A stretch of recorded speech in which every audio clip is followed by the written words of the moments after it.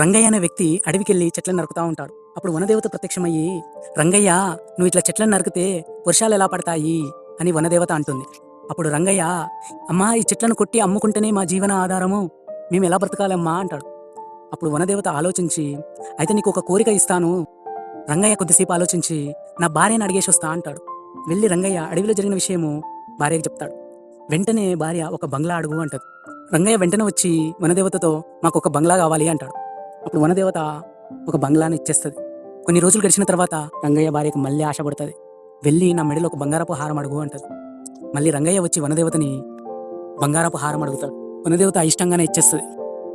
మళ్ళీ కొన్ని రోజులు గడిచిన తర్వాత రంగయ్య భార్యకి ఒక విచిత్రమైన కోరిక పుడుతుంది.